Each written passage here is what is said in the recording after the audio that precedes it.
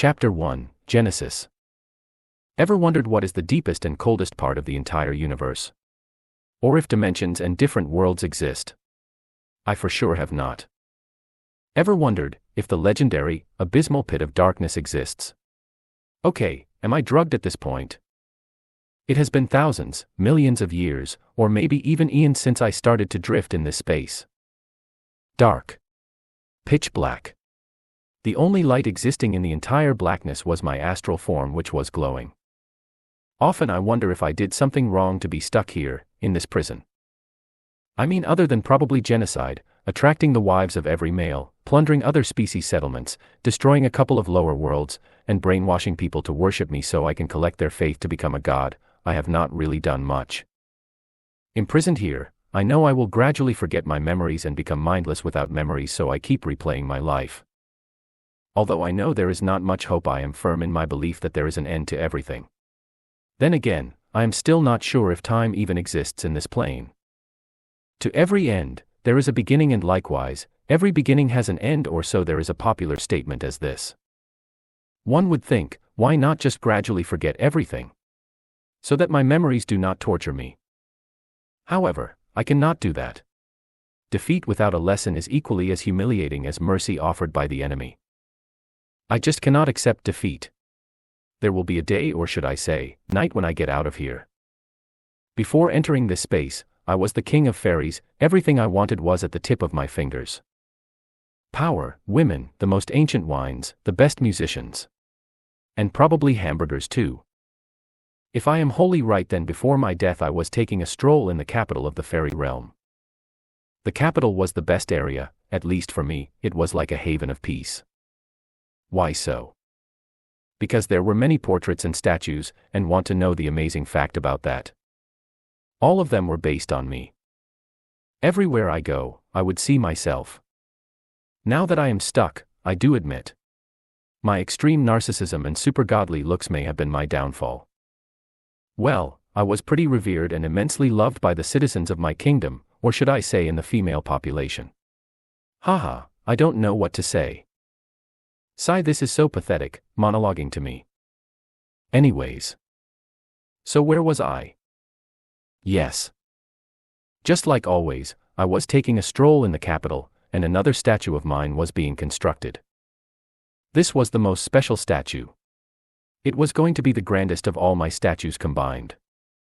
It was being constructed of pure mithril, dug from the heavenly lake beside the world tree, Yggdrasil. Pure mithril has the properties of even destroying the soul to the point of nothingness.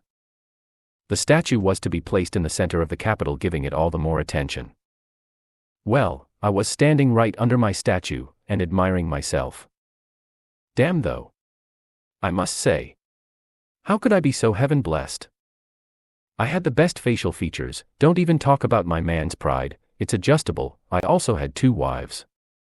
One was Titania. I would call her Titty when we were together for teasing. I won't lie, she had good assets, especially the chest part. The second was Eloquenus. She was another beauty altogether, cold, distant, and brimming with elegance. The only difference between the two was that Titania would at least talk with me, and Eloquenus on the other hand would always put a cold facade. What she didn't know was that I could easily see through it. After all, it would instantly disappear during copulation. We even had a child. For fairies, all we had to do to procreate for a child was mix our blood with spirits and pledge to the great tree of Yggdrasil for its blessings, and then it would become a seed. The seed would have to be buried in the ground and brought up with utmost importance and care. Only then would it grow into a single plant. From that a flower would take birth. When the flower would bloom, it would contain a child. Easy peasy women squeezy. My little princess was the proof of all of us, Titania, Eloquenus, and me. It is pretty normal, 3 and more people, or even the same gender for that matter, can have a child. Anyways. I was standing right before my statue.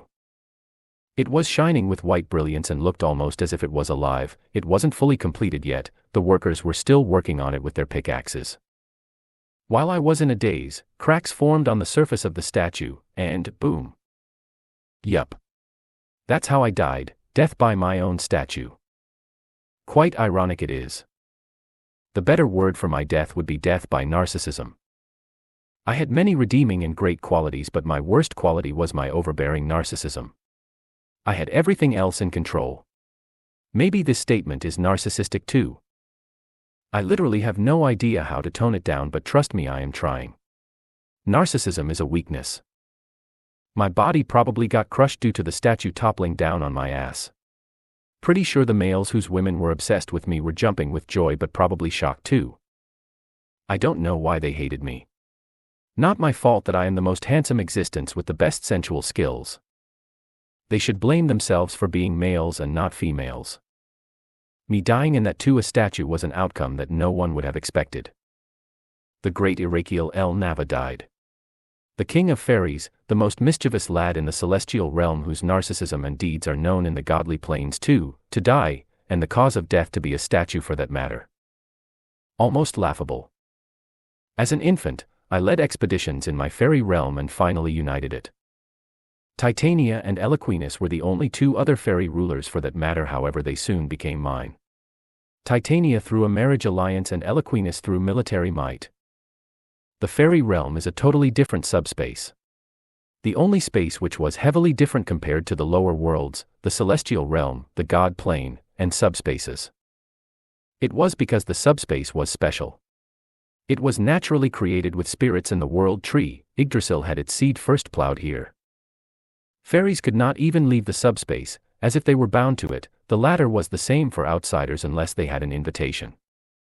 It could have been because fairies were born out of necessity to protect the world tree from harmful existence. A lot like soldiers. Fairies have a unique ability that no other races had. They can control spirits to their will, and spirits are the building blocks of life essence. Just like cells of a human body, spirits would together to form a fairy. I had made my peace with dying. Even if I did not become a god, it was all right. My life had been pretty eventful. My only regret was my daughter. Okay. Who am I lying to? My regret was not seeing the completion of my statue. I felt the same amount of regret towards my family. I can't lie about that, no matter how narcissistic I am. Probably. Although I never thought in a million years that I would die this way. To be honest, I am not even sure how I am existing in my astral form. Maybe because I am an El Nava and had the divine imperial godly constitution. An existence supposedly loved by everything. The son of the universe, blah blah blah. By my calculations, my soul should have gotten obliterated and faded away as soon as it came in contact with the natural nihility inside the pure mithril. You see, nihility. The strongest and most dangerous energy when condensed into a solid form is pure mithril. Fairies are semi-immortal species. If the astral form of the body is removed, then the physical body freezes forever. If they die naturally, for example, stabbed to death, then they divide into spirit wisps. So I am guessing that my immortal body must be in a death trance since my astral body is here. Maybe by now they have already put me in a glass coffin and showcased it to the public. At least it is a win for the ladies, especially if my face has still not been disfigured. Once again I was drifting just like always. The glow on my body was gradually fading in small amounts. This had been happening since the beginning. I assume this is because I am an abomination, an irregular in the place. How could something possibly exist in nothingness? Finally, after some eons perhaps, all the light had almost dissipated. Only a small glow remained. Is this death? Just when all the glow was going to disappear, I spotted another golden light. This was the first time ever since I had entered into the nothingness that I had seen another light. I started to swim towards where the light was. Would I meet another person just like me? I was curious.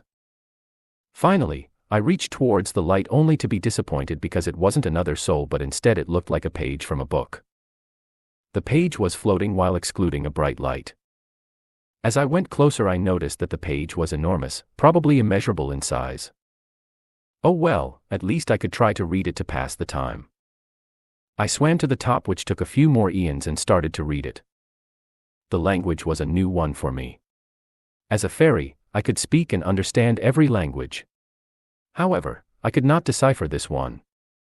Then I thought that since I am going to fade anyway, I can at least try to decode what was written on it. When I finally reached to the end of the page, I tilted my head upwards to see the endless page. I swear to oink. I do not even know how I managed to come to the end of this page.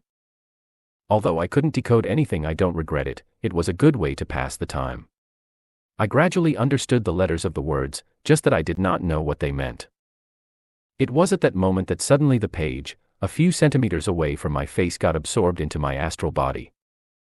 For the first time in a long while, I felt pain, and this pain was directly striking my astral body.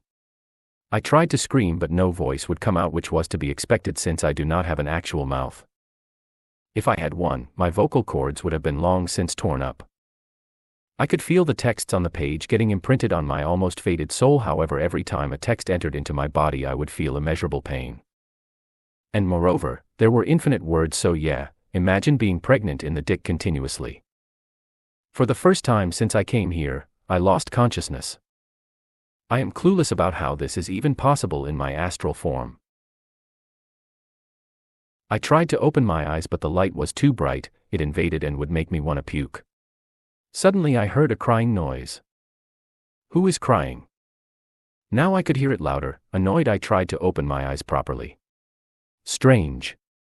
Now I could feel my mouth filled with a very tasty liquid. Ah, this is milk. Wait, why the f***ck am I drinking milk? I wanted to shout at whoever was ruining my final moments of rest. What happened? What is going on? I seriously could not understand. This is too much bullshit. Look at him. He's so cute. I guess I am. Actually, I should be called handsome, right? Wait. No, this is not possible. How is this possible? Am I in the body of a kid? Wasn't I right now in the abyss? Is this a hallucination? Someone slapped me on my bum.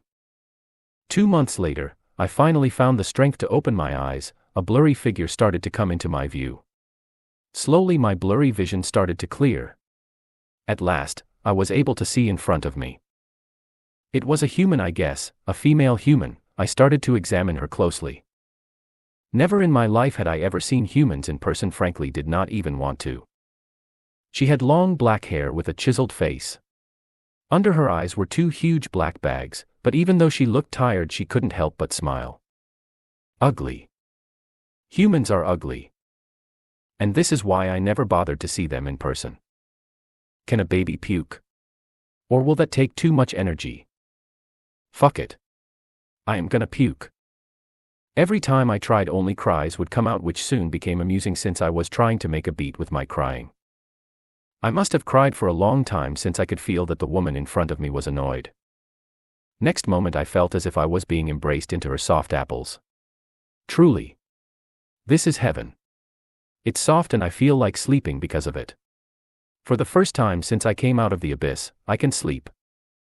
Lies. She was flat as hell. My head hurts. Humans. After a while, I drank milk to my heart's extent and now my stomach was completely filled. For the first time in eternity, I had tasted something. Starting to feel drowsy, I felt sleepy. I have many questions that are taking up the place in my head. By now I had confirmed that I was a kid. That was for sure. Judging by how I was getting breastfed and how I couldn't see properly. At least I could feel my arms and legs, which meant I was born without any malfunctions. The only speculation that I have is that I have been reincarnated. How funny is this?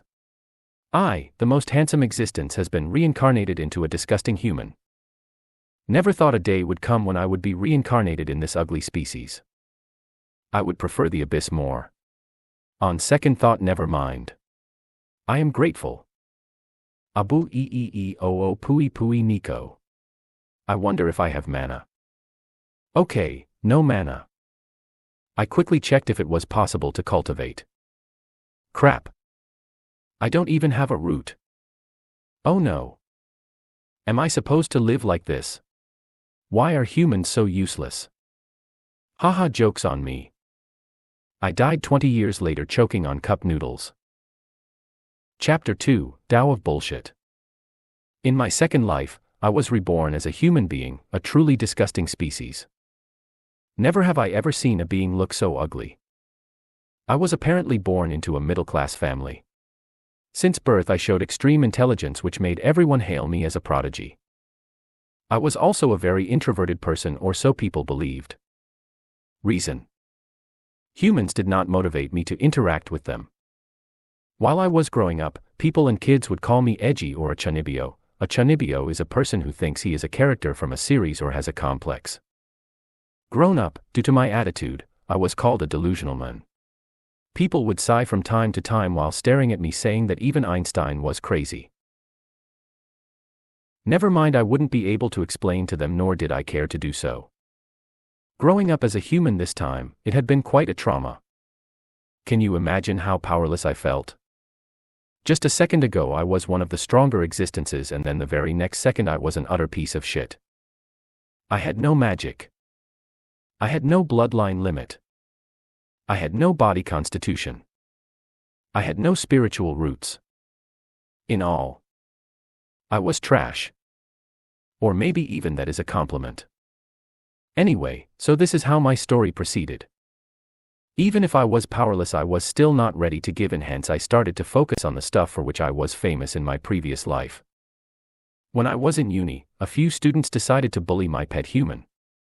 Outcome: legs dislocated and hands thoroughly crushed. People called me a monster. Did I care? No way.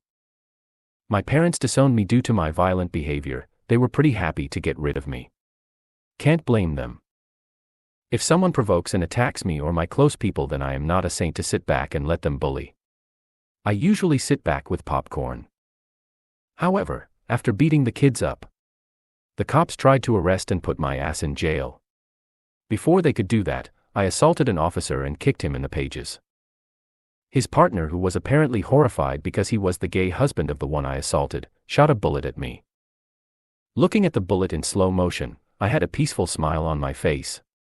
Finally, time to die. However, before it could even touch me, my pet, Bob, came in between. Headshot. Not even the heart, straight to the head. Tears flowed out of my eyes. The only person I have ever interacted with since I died in my first life was dead. That is how my origin story began. My eyes were red, as I held the cold corpse in my hand, gazing right into their souls. You are fucked. Not figuratively, please. That incident aside, the only reason I never attempted suicide was because suicide multiplies bad karma. You are supposed to live life the way you are born, and bad karma gives more bad luck in the next life.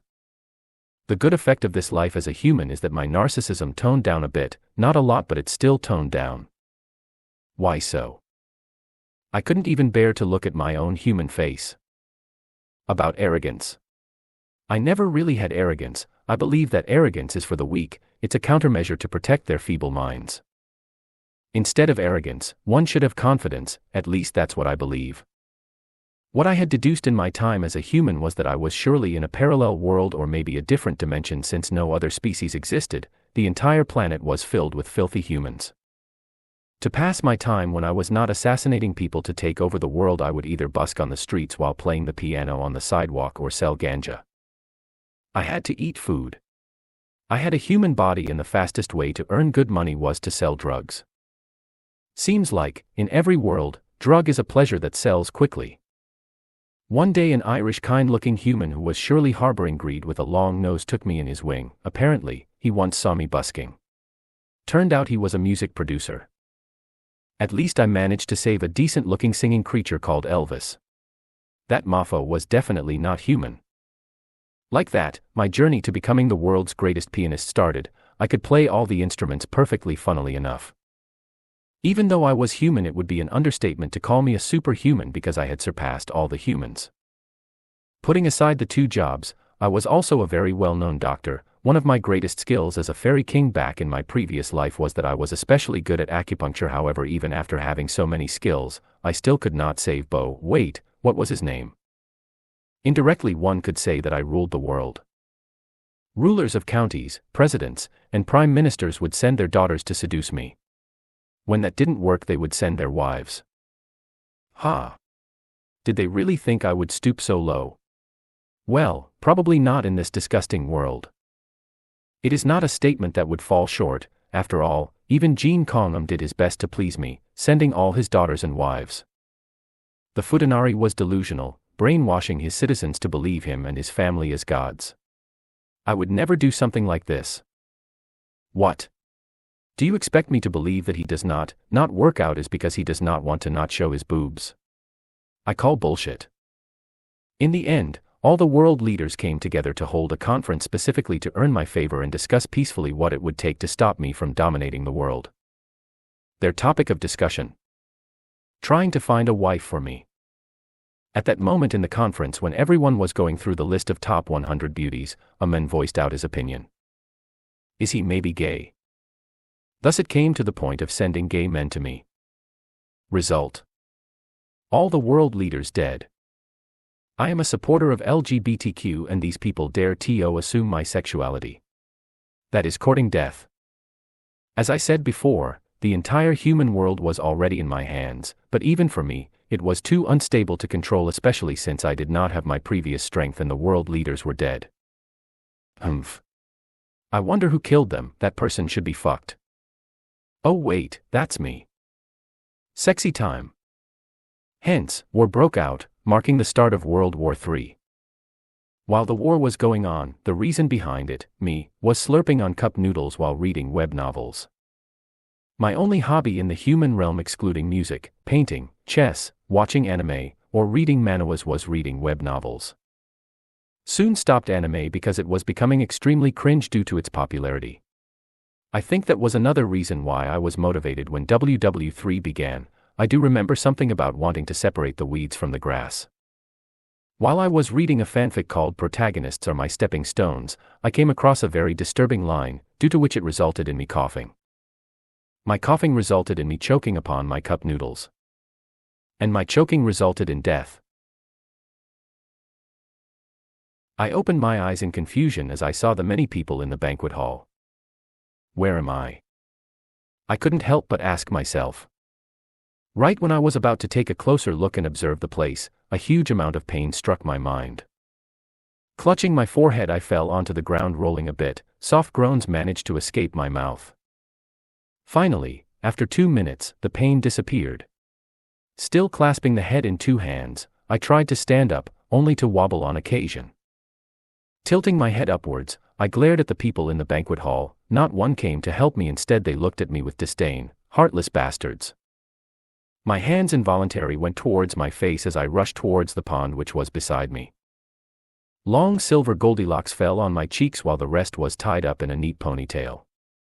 My skin was pale, it was like the very reflection of the moon, giving a nice contrast to my silver hair. I stared into my eyes that I could see reflecting from the pond. They were violet amethyst in color, almost divine, looking like stars in the darkness of the black night. My eyes almost got watery as I stared at my own reflection. Yes.